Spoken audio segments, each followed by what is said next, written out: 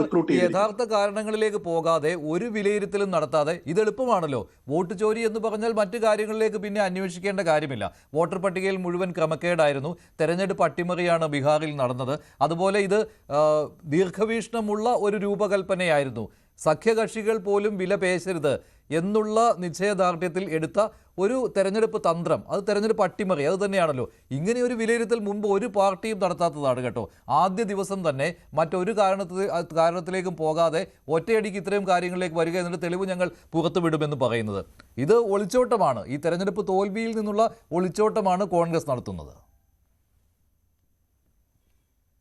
നോക്കൂ മഞ്ജുഷേ, ബീഹാറിലെ തെരഞ്ഞെടുപ്പ് ഫലത്തെ എന്തായാലും ജനങ്ങൾ നൽകിയ ഒരു മറ്റേ വാഗ്ദാന ഒരു മാൻഡേറ്റ് ആണ്. അത് എന്തായാലും അംഗീകരിക്കുന്നതിന്റെ ഒപ്പം തന്നെയാണ് ഈ ആക്ഷേപം ഉന്നയിക്കുന്നത്. ഇത് ബീഹാർ തെരഞ്ഞെടുപ്പ് വന്നതിന് ശേഷം ഉന്നയിച്ചതല്ല. രാഹുൽ ഗാന്ധിയുടെ ആദ്യത്തെ പത്രസമ്മേളനം കാലത്താണ് ബീഹാറിലത്തെ ഈ തീവ്ര വോട്ടിംഗ് പരിശോധനയുടെ വിഷയം വന്നത്. ആ വിഷയം നിൽക്കുമ്പോഴാണ് അദ്ദേഹം ആദ്യത്തെ പത്രസമ്മേളനം നടത്തുന്നത്.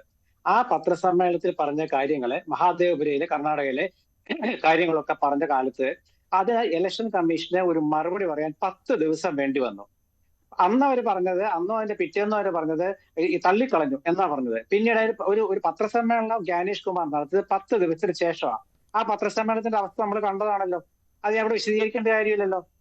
അതിലെ ഒരു രാഹുൽ ഗാന്ധിയുടെ ആരോപണമല്ല നമ്മൾ ഈ പറയുന്ന പോലെ, തെളിവ് സഹിതമുള്ള വിവരണങ്ങളാണ്. അതറിയാമല്ലോ, തെളിവ് സഹിതം വിവരണങ്ങളാണ് അദ്ദേഹം നടത്തിയത്. നേരിട്ട് ആളുകളെ വോട്ട് ചെയ്തവരെ കൊണ്ടുവന്നതും വോട്ട് ഇല്ലാത്തവരെ കൊണ്ടുവന്നുള്ള തെളിവാണത്, അല്ല ആരോപണമല്ല. ആരോപണം എന്ന് പറഞ്ഞാൽ അത് പുകമറ പോലെ സൃഷ്ടിക്കാവുന്നേ ഉള്ളൂ. അങ്ങനെ പറഞ്ഞ് രാഹുൽ ഗാന്ധിക്ക് മറുപടി കൊടുക്കാൻ തെരഞ്ഞെടുപ്പ് കമ്മീഷൻ കഴിഞ്ഞില്ല. അതിനുശേഷം അദ്ദേഹം ഹരിയാനയിലത്തെ വിഷയം കൊണ്ടുവന്നു. ആ വിഷയത്തിന് തെരഞ്ഞെടുപ്പ് കമ്മീഷൻ മറുപടി കൊടുത്തില്ല. അന്ന് തന്നെ അന്ന് BJP-ക്കാരെന്താ പറഞ്ഞത്? ഒരു ബി ജെ പിയുടെ മന്ത്രി, കേന്ദ്രമന്ത്രി റിജു ആണ് പറഞ്ഞത്. അദ്ദേഹം എന്താ പറഞ്ഞത്?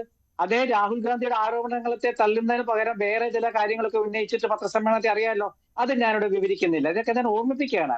പിന്നെ ഒരു തെരഞ്ഞെടുപ്പ് കഴിഞ്ഞാൽ എന്തുകൊണ്ടാണ് എന്ന് തൊട്ടാണ് ഇലക്ഷൻ കമ്മീഷനെതിരെ ഇങ്ങനെ ആക്ഷേപം വന്നത്?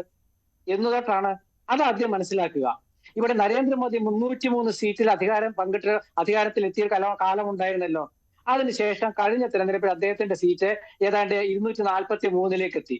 അന്ന് അറിയാം, നമ്മുടെ ഈ യോഗേന്ദ്ര യാദവ് ഒക്കെ അന്ന് പറഞ്ഞൊരു കാര്യമുണ്ട്. അതായത് നമ്മുടെ തെരഞ്ഞെടുപ്പ് വിശകലനം നടത്തിയപ്പോൾ അദ്ദേഹം പറഞ്ഞിരുന്നു, ഏതാണ്ട് ഒരു 240-250 സീറ്റുകൾ മാത്രമേ ഇത്തവണ BJP-ക്ക് കിട്ടുകയുള്ളൂ. അപ്പോൾ ഇന്ത്യ സഖ്യം ചെയ്യേണ്ടത് ബീഹാറിലും അതുപോലെ മഹാരാഷ്ട്രയിലുമൊക്കെ അവരുടെ ശക്തി വർദ്ധിപ്പിക്കണം. അത് സീറ്റ് ധാരണയിലൂടെ അല്ലാതെയുള്ള പ്രവർത്തനങ്ങളിലൂടെ ശക്തി വർദ്ധിപ്പിക്കണമെന്നാണ് യോഗേന്ദ്ര പറഞ്ഞത്. അപ്പൊ അതിന്റെ അർത്ഥം എന്തായിരുന്നു? ഇതൊക്കെ മുൻകൂർ പറഞ്ഞാട്ടോ, തെരഞ്ഞെടുപ്പിന് മുമ്പ് പറഞ്ഞതാണ്, ബീഹാറിനെ കുറിച്ച് പറഞ്ഞതാണ്. അവിടെ ഇന്ത്യ മുന്നണി സീറ്റ് ഷെയർ അല്ല നോക്കേണ്ടത്, ശക്തി വർദ്ധിപ്പിക്കണം എന്ന് വെച്ചാൽ അത് അദ്ദേഹം എന്തെങ്കിലും നിരീക്ഷിച്ച് കാണണം. അതിനുശേഷം ഈ ബീഹാർ തെരഞ്ഞെടുപ്പ് കാലത്ത് ഈ തീവ്ര വോട്ടിംഗ് പരിശോധന ആദ്യം കൊണ്ടുവന്ന ബീഹാറിലാണല്ലോ, അവിടെ തെരഞ്ഞെടുപ്പ് പ്രഖ്യാപിച്ച സമയത്ത്. അപ്പൊ അത് ശരിയല്ല എന്ന് കോൺഗ്രസ് പറഞ്ഞു. ആ 65 ലക്ഷം ആളുകളെ ഈ പരിശോധനയിലൂടെ പുറത്താക്കിയെന്ന് കോൺഗ്രസ് പറഞ്ഞു. വോട്ട് ഇല്ലാത്ത ആളുകളെ രാഹുൽ ഗാന്ധി പത്രസമ്മേളനത്തിൽ നേരിട്ട് ഹാജരാക്കി പറഞ്ഞു. ഇതിനെല്ലാം ശേഷം അവിടെ തെരഞ്ഞെടുപ്പ് നടന്നപ്പം എല്ലാ നിരീക്ഷകരും, കോൺഗ്രസ്സുകാരും അല്ലാത്തവരും പറഞ്ഞത് അമ്പരപ്പിക്കുന്ന വിജയം, അത്ഭുതകരമായ വിജയം എന്നാണ് പറഞ്ഞത്. തൂത്തുവാരി എന്നുള്ളത് നമ്മുടെ സ്ഥിരം ഒരു പത്രഭാഷയാണ്. അമ്പരപ്പിക്കുന്ന വിജയം, ഈ അമ്പരപ്പ് എല്ലാവർക്കും ഉണ്ട്. ആ അമ്പരപ്പിന്റെ പശ്ചാത്തലം ആദ്യം പറഞ്ഞു. അതിനുശേഷമുള്ള കാര്യങ്ങളാണ് ഇന്ന് കോൺഗ്രസിന് വേണ്ടി KC വേണുഗോപാൽ പറഞ്ഞത്. ഇന്നലെ തന്നെ പവൻ ഖേര പറഞ്ഞിരുന്നു. ഇവിടെ ദീപാങ്കർ ഭട്ടാചാര്യ ഇന്നലെ ഒരു കാര്യം പറഞ്ഞതാണ് ഇവിടെ തർക്ക വിഷയമായത്. അദ്ദേഹം പറഞ്ഞെന്താണ്? പറഞ്ഞതിനേക്കാൾ കൂടുതൽ പേര് വോട്ട് ചെയ്തെന്ന് കാണുന്നു, അത് അന്വേഷിക്കണമെന്ന് അദ്ദേഹം പറഞ്ഞുള്ളൂ. തെറ്റോ ശരിയായിക്കോട്ടെ, അന്വേഷിച്ചോ. അത് ഇല്ല, തെറ്റാണെങ്കിൽ വേണ്ട. തെരഞ്ഞെടുപ്പ് കമ്മീഷൻ പറയുന്നതാണ് ശരിയെന്ന് നമ്മൾ പറയേണ്ട കാര്യമില്ലല്ലോ. തെരഞ്ഞെടുപ്പ് കമ്മീഷൻ പറഞ്ഞതാണ് ശരിയെങ്കിൽ ഈ രണ്ട് പത്രസമ്മേളനങ്ങളിൽ രാഹുൽ ഗാന്ധി നടത്തിയ പത്രസമ്മേളനം നിങ്ങൾക്ക് കൃത്യമായിട്ട് റിപ്പോർട്ട് ചെയ്തതല്ലേ? തെരഞ്ഞെടുപ്പ് കമ്മീഷന് കൃത്യമായ വിവരണം കൊടുക്കാൻ പറ്റിയോ? ആരോപണങ്ങൾ തള്ളിക്കളയുന്നെന്ന് പറഞ്ഞതല്ലാതെ. അപ്പൊ എന്തുകൊണ്ട് ഇലക്ഷൻ കമ്മീഷൻ സംശയം നേരില്ല എന്നൊരു ചോദ്യമുണ്ട്. 2004 തൊട്ടാണല്ലോ നമ്മുടെ നാട്ടിലെ ഈ വോട്ടിംഗ് മെഷീൻ വരുന്നത്. ഈ 2004 ശേഷം ഇത്രയും വർഷമായി. ഈ ഇത്രയും വർഷത്തിനിടയ്ക്ക് ഒരുപാട് ആക്ഷേപം കേട്ടിട്ടുണ്ട് തെരഞ്ഞെടുപ്പ് ഈ യന്ത്രത്തെ കുറിച്ച്. അതായത് നമ്മൾ നോക്കൂ, ഈ ജർമ്മനി ആണെങ്കിലും അയർലൻഡ് ആണെങ്കിലും നെതർലൻഡ് ആണെങ്കിലും അതൊക്കെ വലിയ വലിയ രാജ്യങ്ങളാണല്ലോ, നല്ല സാമ്പത്തിക സ്ഥിതി. അവരെന്തുകൊണ്ടാണ് ഈ യന്ത്രം ഉപേക്ഷിച്ചിട്ട് ബാലറ്റ് പേപ്പറിലേക്ക് തിരിച്ചു പോയത്? എന്തുകൊണ്ടാ? ഇതിന്റെ വിശ്വാസ്യത കൂടുതലുള്ളത് കൊണ്ടാണ്. അപ്പൊ ഈ വിശ്വാസ്യത വരാത്രത്തോളം കാലം ഇലക്ഷൻ കമ്മീഷൻ അത് പറയണം. ഇതാ ഒരു നമ്മുടെ അക്കാര്യത്തിൽ നിയമ പോരാട്ടം ഒരുപാട് നടന്നതാണ്. സുപ്രീം കോടതി ഇക്കാര്യത്തിൽ ഇടപെട്ടതാണ്. അവസാനം അറിയാമല്ലോ, താങ്കൾക്ക് വിധിയും അറിയാമല്ലോ എന്തായിരുന്നു.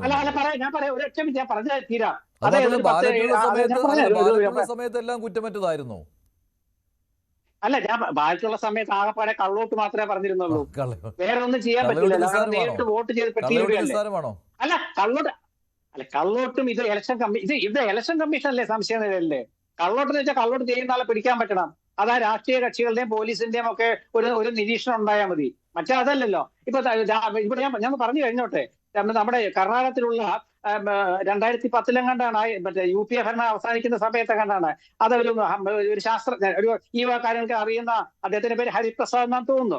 അദ്ദേഹമാണ് അന്ന് ഇതിനെക്കുറിച്ച് സംശയം പ്രകടിപ്പിച്ചത്. അപ്പൊ സുപ്രീം കോടതി അത് VVPAT കൊണ്ടുവന്നു. ഈ VVPAT കുറിച്ച് സംശയങ്ങൾ പിന്നെ വന്നു.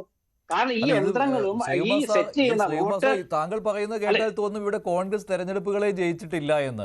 ഇലക്ട്രോണിക് വോട്ടിംഗ് യന്ത്രത്തിനെതിരെ ആക്ഷേപം ഉണ്ടായതിനു ശേഷം എത്രയോ തെരഞ്ഞെടുപ്പുകൾ ജയിച്ചിരിക്കുന്നു. ഇന്നലെ തന്നെ ബൈ ഇലക്ഷൻസിൽ വിജയം കോൺഗ്രസിനായിരുന്നു. നമുക്ക് മനുഷ്യനെ പറഞ്ഞതിന്റെ ആന്തരാർത്ഥം മനസ്സിലാക്കൂ. അതായത് കോൺഗ്രസ് ജയിച്ചിട്ടുണ്ട്, BJP CPM ഒക്കെ ജയിച്ചിട്ടുണ്ട്. ഈ ആക്ഷേപം വന്നത് ഇപ്പോഴല്ലേ? അതായത് ഇപ്പോഴത്തെ ഇലക്ഷൻ കമ്മീഷൻ ഈ വോട്ട് തോൽക്കുന്ന സമയത്താണ് ഈ ആക്ഷേപം വരുന്നത്. അത് പറയട്ടെ, ഞാൻ പറയട്ടെ. നിങ്ങളെ ഇലക്ഷൻ കമ്മീഷൻ ശ്രീകുമാർ സാർ, ഈ അല്ല, ഞാൻ ഒരു പ്രശ്നം ഞാനൊക്കെ പത്രങ്ങളിൽ വന്ന വാർത്ത ഞാൻ പറഞ്ഞിട്ടുള്ളൂ. ഞാൻ വേറെ ഒന്നും പറഞ്ഞിട്ടില്ല. പത്രങ്ങളിൽ വന്ന കാലാകാലങ്ങളിൽ വന്ന നിരീക്ഷണങ്ങളും യോഗേന്ദ്ര യാദവിന്റെ ഞാൻ പറഞ്ഞത് ശരിയല്ലേ? അതൊരു ഹരിപ്രസാദിന്റെ അദ്ദേഹമാണ് ആദ്യം ചൂണ്ടിക്കാണിച്ചത്. സുപ്രീം കോടതി VVPAT കാര്യം പറഞ്ഞു. ഈ തെരഞ്ഞെടുപ്പ് യന്ത്രത്തെ കുറിച്ച് മനുഷ്യ ആരും അറിയാത്തൊരു കാര്യം ഞാൻ പറയാം. അതായത് ഒരു പത്രാധിപർ ഉണ്ടായിരുന്നു തൃശ്ശൂരില്. അദ്ദേഹത്തിന്റെ ഒരു TV അച്യുതവാര്യർ എന്നായിരുന്നു. TV അച്യുതവാര്യർ എല്ലാവർക്കും അറിയുന്നതാണ്. ചെവി കേൾക്കാത്ത, സംസാരിക്കാൻ അധികം ശേഷിയില്ലാത്തൊരു മനുഷ്യൻ. അദ്ദേഹം അതൊരു എഡിറ്റോറിയൽ, വളരെ മിടുക്കനായ പത്രാധിപരായിരുന്നു. എക്സ്പ്രസില് ഒരു എഡിറ്റോറിയൽ, ഈ യന്ത്രം വന്നപ്പോൾ ഇത് ഭാവിയിൽ അപകടം ചെയ്യുന്നത് എത്ര വർഷം മുമ്പാന്ന് ആലോചിക്കണം. അപ്പൊ അത് ഞാൻ പറഞ്ഞത് ഇതിന്റെ സംശയം വന്നു. പക്ഷെ സംശയമൊന്നുമല്ല വിഷയം. പല കോൺഗ്രസ് ജയിച്ചപ്പോഴും BJP ജയിച്ചപ്പോഴൊക്കെ വന്നിട്ടുണ്ട്. ഇപ്പൊ അതല്ലല്ലോ വിഷയം. വോട്ട് ചോരി എന്നുള്ള, അതായത് വോട്ടർ അധികാര യാത്ര എന്തുകൊണ്ട് ബീഹാറിൽ രാഹുൽ ഗാന്ധി നടത്തി? നിങ്ങൾ ആ യാത്രയ്ക്ക് മുമ്പ് വേറൊരു യാത്ര ആലോചിക്കണം. ബെൽജിയിൽ ഇന്ദിരാഗാന്ധി തോറ്റ് തുന്നമ്പാടി നിൽക്കുന്ന സമയത്ത് ബീഹാറിൽ ബെൽജിയിലേക്ക് ഒരു ആനപ്പുറത്തൊരു യാത്ര നടത്തി ഇന്ദിരാഗാന്ധി. അതവരെ തിരിച്ചുവരവിന് സഹായിച്ചു. അതേ തിരിച്ചുവരവിന് വേണ്ടിയാണ് വോട്ടധികാര യാത്ര ഈ കാലത്ത് നടത്തുന്നതെന്നാണ് 3-4 മാസം മുമ്പ് രാഹുൽ ഗാന്ധി പറഞ്ഞത്. അന്ന് അദ്ദേഹം പറഞ്ഞ കാര്യങ്ങൾ തെരഞ്ഞെടുപ്പ് കമ്മീഷനെ കുറിച്ചായിരുന്നു. അല്ല, ഞാൻ പറയട്ടെ തിരിച്ചു വരാൻ കഴിഞ്ഞല്ലോ നമ്മുടെ തർക്കവിടെ. നമ്മുടെ സംശയം എന്താ? തെരഞ്ഞെടുപ്പ് കമ്മീഷനെ കുറിച്ചുള്ള അവരുടെ പ്രവർത്തനങ്ങളെ കുറിച്ചുള്ള സംശയമാണ്. ഈ സംശയം മഞ്ജുഷിന് മാറിയിട്ടില്ലല്ലോ. മാറിയോ? 2 പത്രസമ്മേളനത്തിൽ കൃത്യം മറുപടി പറഞ്ഞോ? നമ്മൾ ഇതൊക്കെ ആലോചിച്ചാൽ മതി. അപ്പൊ കോൺഗ്രസ് തെളിവെന്ന് പറഞ്ഞാൽ തോറ്റപ്പ് കൊണ്ടുവന്ന തെളിവല്ല. കോൺഗ്രസ് മുമ്പ് 2 തവണ കൊണ്ടുവന്ന തെളിവാ. ആ തെളിവിന് ഉത്തരം കൊടുത്തില്ല തെരഞ്ഞെടുപ്പ് കമ്മീഷൻ. ആ ഉത്തരം കിട്ടാത്തതുകൊണ്ട് ഈ തെരഞ്ഞെടുപ്പിന്റെ കാര്യത്തിൽ വോട്ടർ പട്ടികയിൽ എല്ലായിടങ്ങളിലും പ്രശ്നങ്ങളുണ്ട്. കേരളത്തിൽ വോട്ടർ പട്ടികയിൽ പ്രശ്നങ്ങളില്ലേ? പലയിടങ്ങളിലും വോട്ടുകൾ ഇരട്ടിപ്പുണ്ട്. ഇതൊക്കെ പരിഹരിക്കുന്നതിന് SIR വരുന്നു. ഇതൊക്കെ പരിഹരിക്കുന്നതിന് SIR വരുന്നു. ആ SIR-നെ നിങ്ങൾ അംഗീകരിക്കുന്നില്ല എന്ന് പറഞ്ഞാൽ എന്ത് ചെയ്യും? കോൺഗ്രസിന് തിരിച്ചടിയായിട്ടുണ്ട് കേരളത്തിൽ വോട്ടർ പട്ടികയിലുള്ള പ്രശ്നങ്ങൾ, പ്രത്യേകിച്ച് ആറ്റിങ്ങൽ പോലുള്ള മണ്ഡലങ്ങളിൽ നിങ്ങൾ തന്നെ ചൂണ്ടിക്കാണിച്ചിട്ടുള്ളതാണ്. എന്നിട്ട് SIR-നെ എതിർക്കുകയാണ്. ഇതാണ് പ്രശ്നം. അല്ലല്ല SIR-ന്റെ കാര്യത്തിൽ എന്താ കൃത്യമായിട്ട് നിലപാട് കോൺഗ്രസ് പറയുന്നുണ്ടല്ലോ. SIR-ന്റെ കാര്യത്തിൽ കൃത്യമായി പോകണമെന്ന് മാത്രമേ ഉള്ളൂ. 65 ലക്ഷം പേര് പുറത്തായപ്പോഴേ ഇത് തർക്കമായിട്ട് വന്നുള്ളൂ. കേരളത്തിൽ SIR നടക്കുമ്പോൾ അങ്ങനെ പോകാൻ സാധ്യതയില്ല. നമ്മുടെ വീട്ടിലൊക്കെ എത്തിയില്ലേ SIR-ന്റെ കടലാസ് എത്തിയില്ലേ? നമ്മളെ ബില്ല് തീർക്കുമ്പോൾ അറിയാൻ കാര്യങ്ങൾ. അത് കൃത്യമായിട്ട് നടന്നാൽ കൃത്യമായിട്ട് നടക്കും. ഞാൻ പറയുന്നത് സാധാരണ തെരഞ്ഞെടുപ്പ് കഴിഞ്ഞാൽ രാഷ്ട്രീയ കക്ഷികൾ ഉന്നയിക്കുന്ന ആരോപണം എന്താണ്? ഒന്നുകിൽ കള്ളവോട്ടിനെ കുറിച്ച്, അതല്ലെങ്കിൽ വേറെ എന്തെങ്കിലും പ്രശ്നത്തെക്കുറിച്ച്, അല്ലെ ഗവൺമെന്റ് കൊടുത്ത വാഗ്ദാനങ്ങളെ കുറിച്ച്. 10,000 രൂപ തെരഞ്ഞെടുപ്പ് പ്രഖ്യാപിച്ച ശേഷം കൊണ്ട് കൊടുക്കുമ്പോഴൊക്കെ അതൊക്കെ നാളെ കോടതി വരുമ്പോൾ അറിയാം. എന്തായാലും കോൺഗ്രസ് ചെയ്യാൻ പോകുന്നത് എന്താണെന്ന് വെച്ചാൽ മുൻപ് ഉന്നയിച്ച ആ തെളിവുകൾ സഹിതം പുറത്തു കൊണ്ടുവന്ന കോൺഗ്രസിന്റെ ആ ഒരു തെളിവ് നൽകൽ, അത് ഈ ബീഹാറിലത്തെ കാര്യത്തിലും അവർ ശ്രമിക്കുന്നതാണ് എന്നവർ പറഞ്ഞത്. ശരി, അതായത് അപ്പൊ നിയമ തോറ്റതുകൊണ്ട് നടപടിക്ക് പോകുന്നത് മാത്രമല്ല, അത് നല്ല കാര്യമാണ്. ഇതുവരെ രാഹുൽ ഗാന്ധി അങ്ങനെ ഒരു നിയമ പോരാട്ടത്തിന് തയ്യാറായിട്ടില്ല. കോടതി ഇങ്ങോട്ട് വരട്ടെ, ഞാൻ പറയുന്നത് കോടതി കാണുന്നുണ്ടല്ലോ എന്നുള്ള ഒഴുക്കൻ മറ്റുള്ള മറുപടിയായിരുന്നു അദ്ദേഹത്തിൽ നിന്നുണ്ടായത്. ഇന്ന് പക്ഷേ KC പറഞ്ഞിട്ടുണ്ട് ഞങ്ങൾ നിയമ അല്ലല്ല പോരാട്ടത്തിന് തെരഞ്ഞെടുപ്പ് കമ്മീഷണർ മറുപടി പറയേണ്ടത് അല്ല സ്വയം നിയമ പോരാട്ടത്തിന് പോകാമല്ലോ. തെരഞ്ഞെടുപ്പ് കമ്മീഷൻ കോടതിയെ സമീപിക്കാമല്ലോ. അതിന് പോയിട്ടില്ല ഇതുവരെ. പക്ഷെ ഇന്ന് KC പറയുന്നുണ്ടായിരുന്നു ഞങ്ങൾ നിയമ പോരാട്ടത്തിന് പോകുമെന്ന്. അത് നല്ല കാര്യമാണത്. അല്ല ഒരു സ്വയംഭരണ ഒരു സ്വയംഭരണ ഭരണഘടനാപരമായ സ്ഥാപനത്തിന്റെ അതിന്റെ അധികാരം എന്ന് പറയുന്നത് അത് അവരിൽ നിക്ഷിപ്തമാണ്. എന്തുകൊണ്ടാണ് തെരഞ്ഞെടുപ്പ് കമ്മീഷണർമാരെ മാറ്റാനുള്ള സംവിധാനമൊക്കെ ഉടച്ചു വാർത്തുന്നതൊക്കെ ഞാൻ അവിടെ പറയാത്തതുകൊണ്ടാണ്. അതുകൊണ്ട് ഞാൻ പറയാതിരിക്കുകയാണ്.